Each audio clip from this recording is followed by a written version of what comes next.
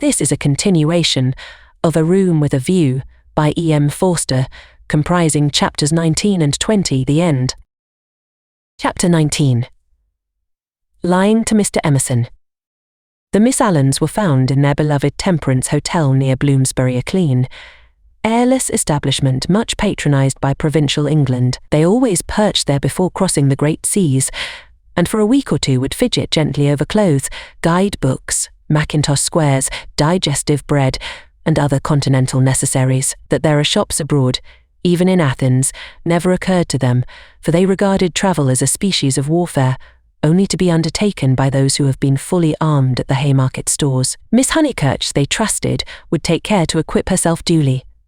Quinine could now be obtained in tabloids. Paper soap was a great help towards freshening up one's face in the train, Lucy promised, a little depressed. But of course you know all about these things, and you have Mr. Vyse to help you. The gentleman is such a stand-by. Mrs. Honeychurch, who had come up to town with her daughter, began to drum nervously upon her card case. "We think it so good of Mr. Vyse to spare you," Miss Catherine continued. "It is not every young man who would be so unselfish, but perhaps he will come out and join you later on. Or does his work keep him in London?" said Miss Teresa, the more acute and less kindly of the two sisters. "However, we shall see him when he sees you off." "I do so long to see him." "No one will see Lucy off," interposed Mrs. Honeychurch. "She doesn't like it." "No, I hate seeings off," said Lucy. "Really? How funny! I should have thought that in this case." "Oh, Mrs. Honeychurch, you aren't going. It is such a pleasure to have met you." They escaped, and Lucy said with relief, "That's all right. We just got through that time." But her mother was annoyed. "I should be told, dear, that I am unsympathetic, but I cannot see why you didn't tell your friends about Cecil and be done with it. There all the time we had to sit fencing, and almost telling lies and be seen through too, I dare say, which is most unpleasant." Lucy had plenty to say in reply. She described the Miss Allens' character. They were such gossips, and if one told them, the news would be everywhere in no time. But why shouldn't it be everywhere in no time? Because I settled with Cecil not to announce it until I left England. I shall tell them then. It's much pleasanter. How wet it is. Let's turn in here. Here was the British Museum. Mrs. Honeychurch refused. If they must take shelter, let it be in a shop. Lucy felt contemptuous, for she was on the tack of caring for Greek sculpture, and had already borrowed a mythical dictionary from Mr. Beebe to get up the names of the goddesses and gods. "Oh well, let it be shop then. Let's go to Moody's. I'll buy a guidebook." "You know, Lucy, you and Charlotte and Mr. Beebe all tell me I'm so stupid, so I suppose I am, but I shall never understand this hole and corner work. You've got rid of Cecil well and good, and I'm thankful he's gone, though I did feel angry for the minute. But why not announce it? Why this hushing up and tiptoeing? It's only for a few days. But why at all?" "Huh?" Lucy was silent. She was drifting away from her mother. It was quite easy to say, because George Emerson has been bothering me, and if he hears I've given up Cecil may begin again, quite easy, and it had the incidental advantage of being true, but she could not say it. She disliked confidences, for they might lead to self-knowledge and to that king of terror's light. Ever since that last evening at Florence, she had deemed it unwise to reveal her soul. Mrs. Honeychurch, too, was silent. She was thinking, "My daughter won't answer me. She would rather be with those inquisitive old maids than with Freddie and me. Any ragtag and bobtail apparently does if she can leave her home." And as in her case thoughts never remained unspoken long, she burst out with, "You're tired of Windy Corner." This was perfectly true.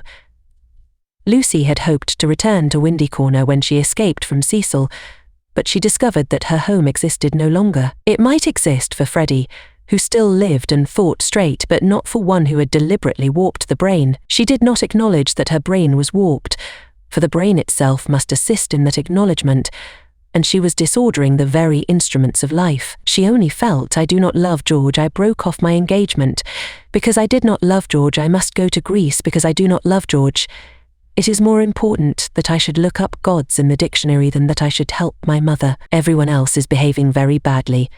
She only felt irritable and petulant, and anxious to do what she was not expected to do. and in this spirit she proceeded with the conversation. "Oh, Mother, what rubbish you talk. Of course I'm not tired of Windy Corner. Then why not say so at once, instead of considering half an hour?" She laughed faintly. Half a minute would be nearer. "Perhaps you would like to stay away from your home altogether?" "Hush, Mother, people will hear you," for they had entered Moody's. She bought Baedeker, and then continued, "Of course I want to live at home, but as we are talking about it, I may as well say that I shall want to be away in the future more than I have been. You see, I come into my money next year." Tears came into her mother's eyes. Driven by nameless bewilderment by what is in older people termed eccentricity, Lucy determined to make this point clear. "I've seen the world so little, I felt so out of things in Italy. I have seen so little of life. One ought to come up to London more, not a cheap ticket like today, but to stop. I might even share a flat for a little with some other girl. And mess with typewriters and latchkeys," exploded Miss Honeychurch, "and agitate and scream, and be carried off kicking by the police, and call it a mission when no one wants you, and call it duty when it means that you can't stand your own home, and call it work when thousands of men are starving with the competition as it is, and then to prepare yourself, find 2 doddering old ladies and go abroad with them." "I want more independence," said Lucy lamely. She knew that she wanted something, and independence is a useful cry. We can always say that we have not got it. She tried to remember her emotions in Florence. Those had been sincere and passionate, and had suggested beauty rather than short skirts and latch keys, but independence was certainly her cue. "Very well, take your independence and be gone. Rush up and down and round the world, and come back as thin as a lath with the bad food. Despise the house that your father built and the garden that he planted, and our dear view, and then share a flat with another girl." So Lucy screwed up her mouth and said, "Perhaps I spoke hastily." "Oh, goodness," her mother flashed. "How you do remind me of Charlotte Bartlett." "Charlotte," flashed Lucy in her turn, pierced at last by a vivid pain. "More every moment." "I don't know what you mean, Mother. Charlotte and I are not the very least alike." "Well, I see the likeness, the same eternal worrying, the same taking back of words. You and Charlotte trying to divide 2 apples among 3 people last night might be sisters.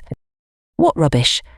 And if you dislike Charlotte so, it's rather a pity you asked her to stop. I warned you about her. I begged you, implored you not to, but of course it was not listened to. There you go." "I beg your pardon?" "Charlotte again, my dear. That's all, her very words." Lucy clenched her teeth. "My point is that you oughtn't to have asked Charlotte to stop. I wish you would keep to the point." And the conversation died off into og. She and her mother shopped in silence, spoke little in the train, little again in the carriage, which met them at Dorking station. It had poured all day, and as they ascended through the deep Surrey lanes, showers of water fell from the overhang. Meaningfold, Lucy complained that the hood was stuffy. Leaning forward, she looked out into the steaming dusk, and watched the carriage lamp pass like a searchlight over mud and leaves, and reveal nothing beautiful. "The crush when Charlotte gets in will be abominable," she remarked. For they were to pick up Miss Bartlett at Summer Street, where she had been dropped as the carriage went down, to pay a call on Mr. Beebe's old mother. "We shall have to sit 3 aside, because the trees drop, and yet it isn't raining." "Oh, for a little air." Then she listened to the horse's hoofs. He has not told, he has not told. That melody was blurred by the soft road. "Can't we have the hood down?" she demanded, and her mother, with sudden tenderness, said, "Very well, old lady, stop the horse." And the horse was stopped, and Lucy and Powell wrestled with the hood, and squirted water down Mrs. Honeychurch's neck. But now that the hood was down, she did see something that she would have missed. There were no lights in the windows of Kissy Villa, and round the garden gate she fancied she saw a padlock. "Is that house to let again, Powell?" she called. "Yes, miss," he replied. "Have they gone?" "It is too far out of town for the young gentleman, and his father's rheumatism has come on, so he can't stop on alone, so they are trying to let furnished," was the answer. "They have gone, then?" "Yes, miss, they have gone. Lucy sank back. The carriage stopped at the rectory. She got out to call for Miss Bartlett. So the Emersons had gone, and all this bother about Greece had been unnecessary. Waste, that word seemed to sum up the whole of life. Wasted plans, wasted money, wasted love, and she had wounded her mother. Was it possible that she had muddled things away? Quite possible. Other people had. When the maid opened the door, she was unable to speak and stared stupidly into the hall. Miss Bartlett at once came forward and after a long preamble asked a great favour. Might she go to church? Mr. Beebe and his mother had already gone, but she had refused to start until she obtained her hostess's full sanction, for it would mean keeping the horse waiting a good 10 minutes more. "Certainly," said the hostess wearily. "I forgot it was Friday. Let's all go. Powell can go round to the stables." "Lucy, dearest." "Us. No church for me." "Thank you." A sigh, and they departed. The church was invisible, but up in the darkness to the left there was a hint of colour. This was a stained window, through which some feeble light was shining, and when the door opened Lucy heard Mr. Beebe's voice running through the litany to a minute congregation. Even their church, built upon the slope of the hill so artfully, with its beautiful raised transept and its spire of silvery shingle, even their church had lost its charm, and the thing one never talked about religion was fading like all the other things. She followed the maid into the rectory. Would she object to sitting in Mr. Beebe's study? There was only that one fire. She would not object. Someone was there already, for Lucy heard the words, "A lady to wait, sir." Old Mr. Emerson was sitting by the fire, with his foot upon a gout stool. "Oh, Miss Honeychurch, that you should come," he quavered, and Lucy saw an alteration in him since last Sunday. Not a word would come to her lips. George she had faced and could have faced again, but she had forgotten how to treat his father. "Miss Honeychurch, dear, we are so sorry. George is so sorry. He thought he had a right to try. I cannot blame my boy, and yet I wish he had told me first. He ought not to have tried. I knew nothing about it at all." If only she could remember how to behave. He held up his hand. "But you must not scold him." Lucy turned her back and began to look at Mr. Beebe's books. "I taught him," he quavered, "to trust in love. I said, when love comes, that is reality. I said, passion does not blind. No, passion is sanity, and the woman you love, she is the only person you will ever really understand." He sighed. "True, everlastingly true, though my day is over, and though there is the result. Poor boy, he is so sorry. He said he knew it was madness when you brought your cousin in, that whatever you felt you did not mean." Yet his voice gathered strength. He spoke out to make certain. "Miss Honeychurch, do you remember Italy?" Lucy selected a book, a volume of Old Testament commentaries. Holding it up to her eyes, she said, "I have no wish to discuss Italy or any subject connected with your son. But you do remember it." "Ita? He has misbehaved himself from the first. I only was told that he loved you last Sunday. I never could judge behaviour. I suppose he has." Feeling a little steadier, she put the book back and turned round to him. His face was drooping and swollen, but his eyes, though they were sunken deep, gleamed with a child's courage. "Why, he has behaved abominably," she said. "I am glad he is sorry. Do you know what he did?" "Not abominably" was the gentle correction. "He only tried when he should not have tried. You have all you want, Miss Honeychurch. You are going to marry the man you love. Do not go out of George's life saying he is abominable."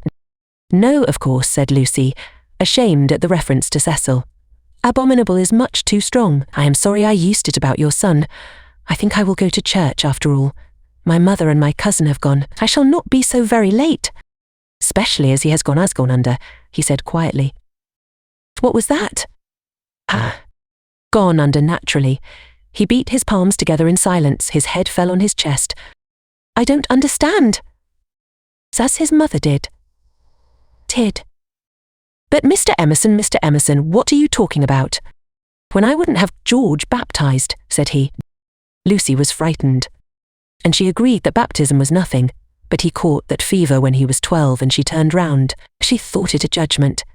He shuddered.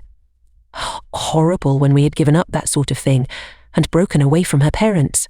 Oh, horrible, worst of all, worse than death, when you have made a little clearing in the wilderness, planted your little garden, let in your sunlight, and then the weeds creep in again. A judgment. And our boy had typhoid because no clergyman had dropped water on him in church. Is it possible, Miss Honeychurch? Shall we slip back into the darkness forever? "I don't know," gasped Lucy. "I don't understand this sort of thing. I was not meant to understand it. But Mr. Eager, he came when I was out, and acted according to his principles.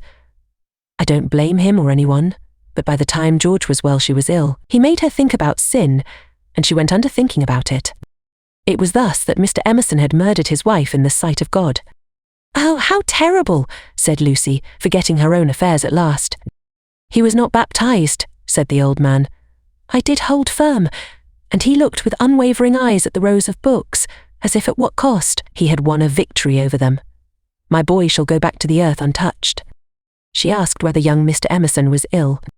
"Oh, last Sunday. He started into the present. George last Sunday, no, not ill, just gone under. He is never ill, but he is his mother's son." Her eyes were his, and she had that forehead that I think so beautiful, and he will not think it worthwhile to live. It was always touch and go. He will live, but he will not think it worthwhile to live. He will never think anything worthwhile. You remember that church at Florence? Lucy did remember, and how she had suggested that George should collect postage stamps. "After you left Florence, horrible. Then we took the house here, and he goes bathing with your brother and became better." "You saw him bathing?" "I am so sorry, but it's no good discussing this affair. I am deeply sorry about it. Then there came something about a novel. I didn't follow it at all. I had to hear so much, and he minded telling me he finds me too old. Ah, well, one must have failures. George comes down tomorrow and takes me up to his London rooms. He can't bear to be about here, and I must be where he is." "Mr. Emerson," cried the girl, "don't leave, at least not on my account. I am going to Greece. Don't leave your comfortable house." It was the first time her voice had been kind, and he smiled. "How good everyone is. And look at Mr. Beebe housing me came over this morning and heard I was going. Here I am so comfortable with a fire." "Yes, but you won't go back to London. It's absurd. I must be with George. I must make him care to live, and down here he can't. He says the thought of seeing you and of hearing about you, I am not justifying him. I am only saying what has happened." "Oh, Mr. Emerson," she took hold of his hand, "you mustn't. I've been bother enough to the world by now. I can't have you moving out of your house when you like it, and perhaps losing money through it, all on my account. You must stop. I am just going to Greece. It's all the way to Greece." Her manner altered. "To Greece. So you must stop. You won't talk about this business, I know. I can trust you both." "Certainly you can. We either have you in our lives or leave you to the life that you have chosen." "I shouldn't want. I suppose Mr. Vyse is very angry with George?" "No, it was wrong of George to try. We have pushed our beliefs too far. I fancy that we deserve sorrow." She looked at the books again, black, brown, and that acrid theological blue. They surrounded the visitors on every side. They were piled on the tables. They pressed against the very ceiling. To Lucy, who could not see that Mr. Emerson was profoundly religious, and differed from Mr. Beebe chiefly by his acknowledgement of passion, it seemed dreadful that the old man should crawl into such a sanctum when he was unhappy and be dependent on the bounty of a clergyman. More certain than ever that she was tired, he offered her his chair. "No, please sit still. I think I will sit in the carriage." "Miss Honeychurch, you do sound tired." "Not a bit," said Lucy, with trembling lips. "But you are, and there's a look of George about you. And what were you saying about going abroad?" She was silent.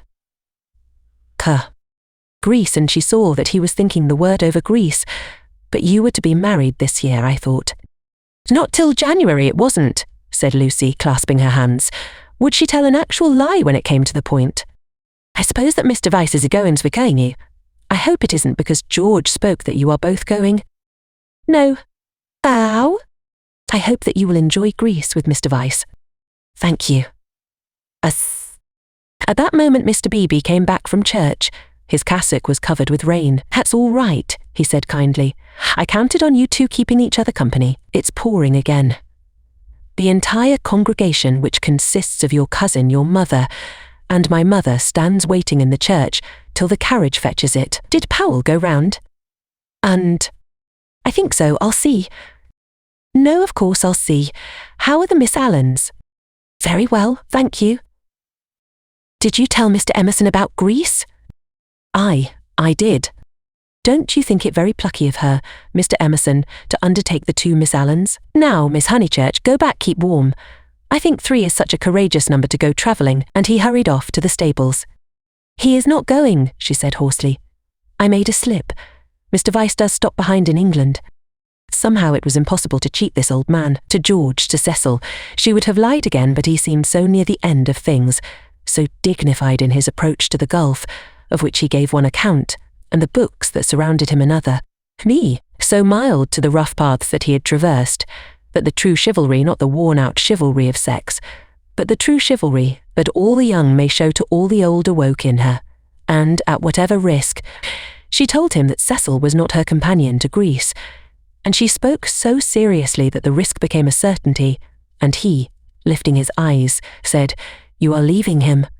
You are leaving the man you love?" I had to.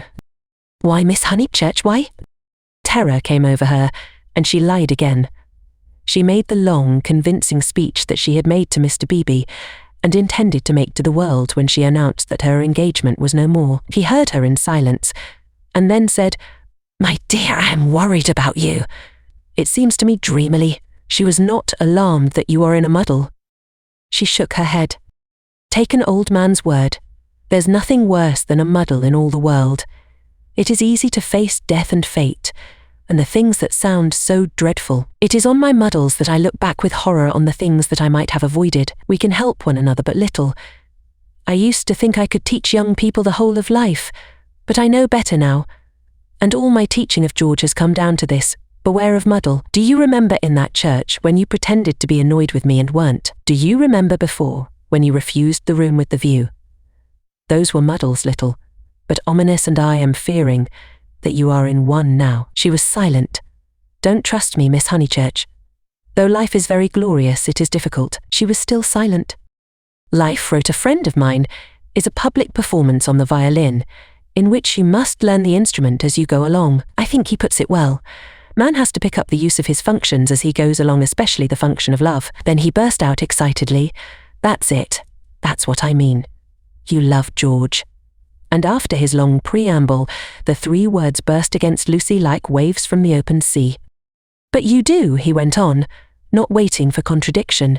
"You love the boy body and soul, plainly, directly as he loves you, and no other word expresses it. You won't marry the other man for his sake?" "How dare you?" gasped Lucy, with the roaring of waters in her ears. "Oh, how like a man. I mean, to suppose that a woman is always thinking about a man. But you are. You are." She summoned physical disgust. "You're shocked, but I mean to shock you. It's the only hope at times. I can reach you no other way. You must marry, or your life will be wasted. You have gone too far to retreat. I have no time for the tenderness and the comradeship and the fizz and the pingry and the things that really matter, and for which you marry. I know that with George you will find them, and that you love him. Then be his wife. He is already part of you.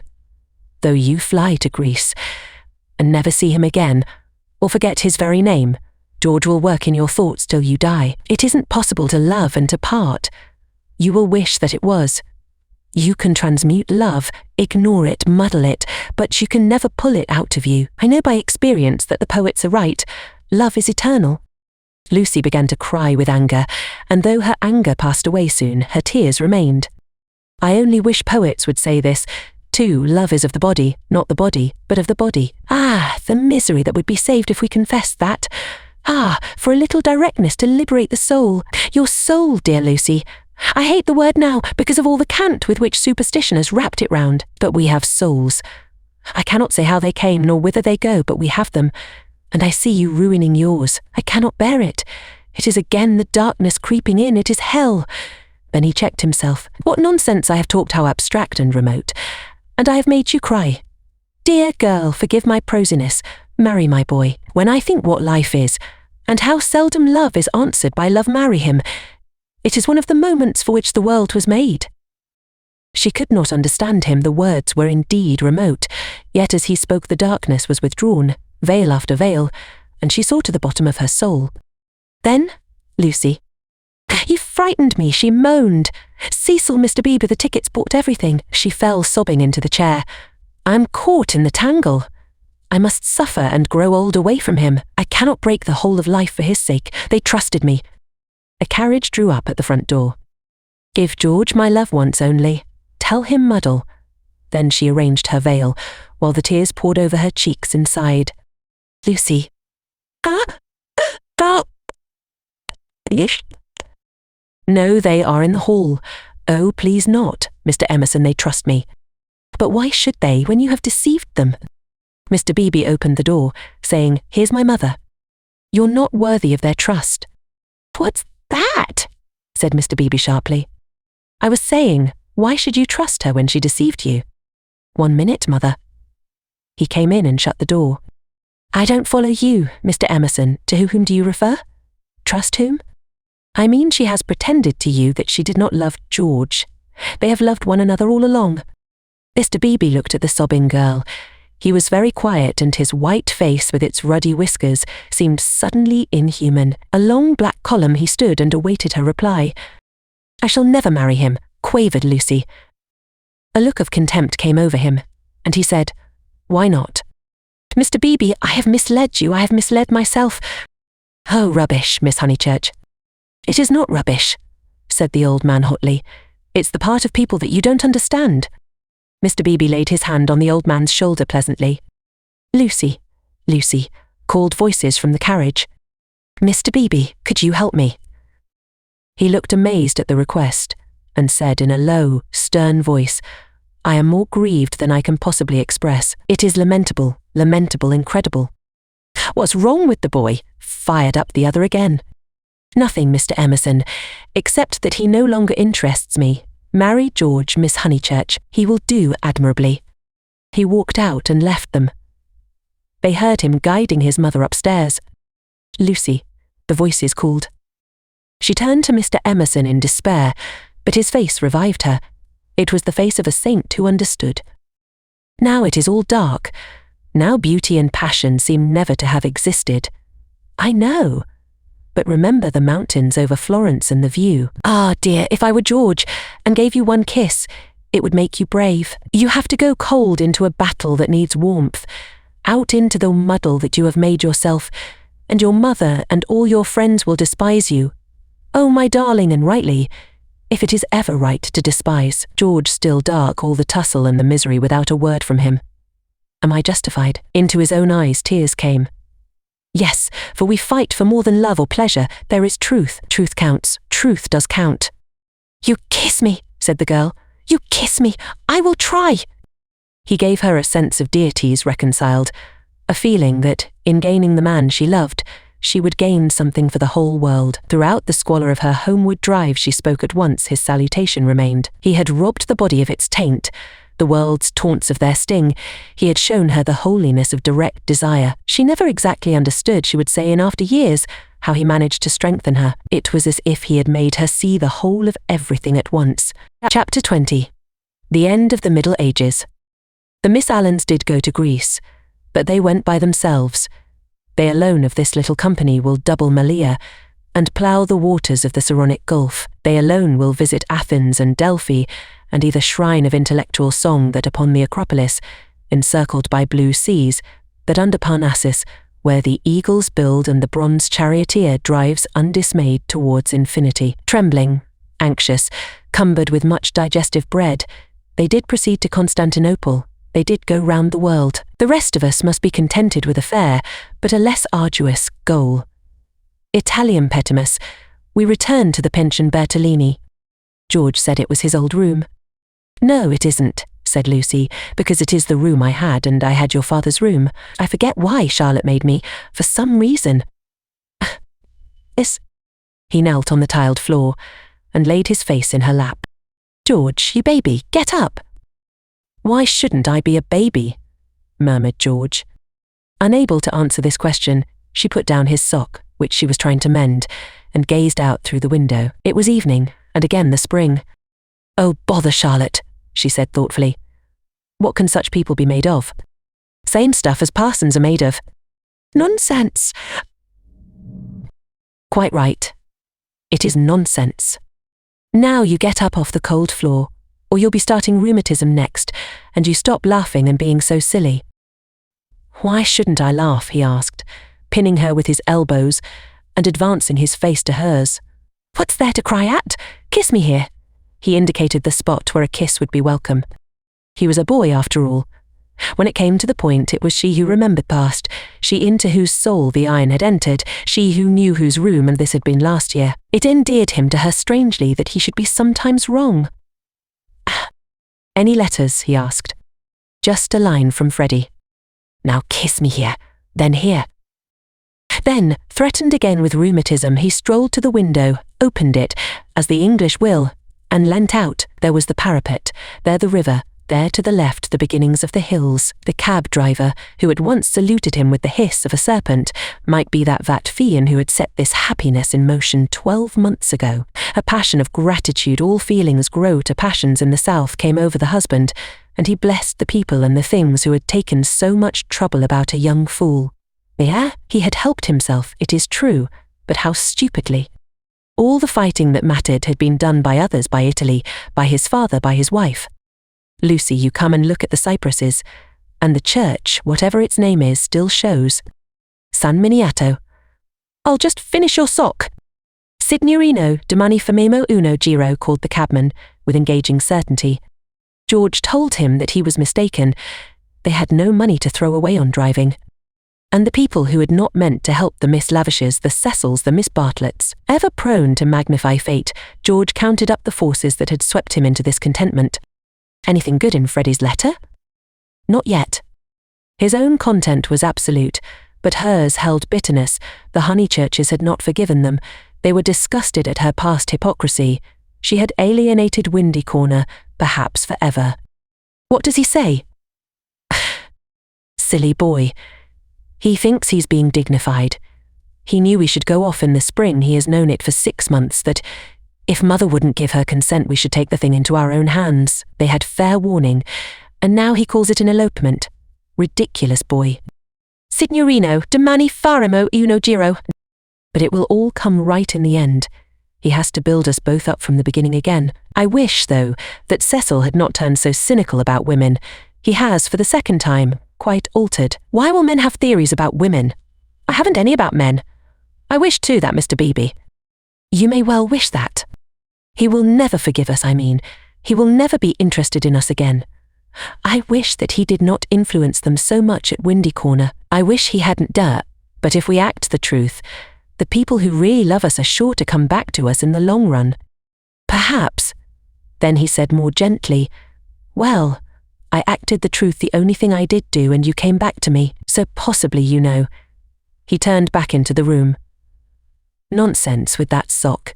He carried her to the window, so that she, too, saw all the view. They sank upon their knees, invisible from the road, they hoped, and began to whisper one another's names. Ah, it was worthwhile.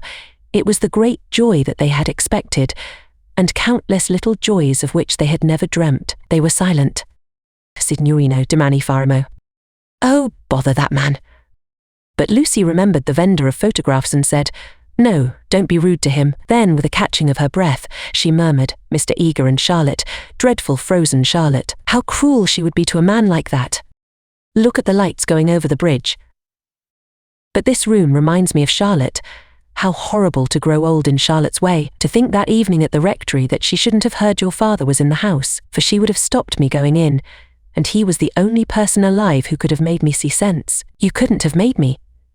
When I am very happy she kissed him, I remember on how little it all hangs. If Charlotte had only known, she would have stopped me going in, and I should have gone to silly Greece, and become different forever.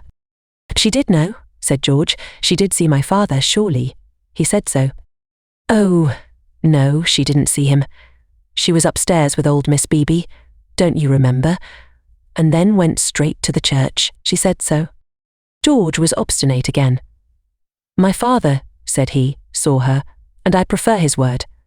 He was dozing by the study fire, and he opened his eyes, and there was Miss Bartlett, a few minutes before you came in. She was turning to go as he woke up. He didn't speak to her.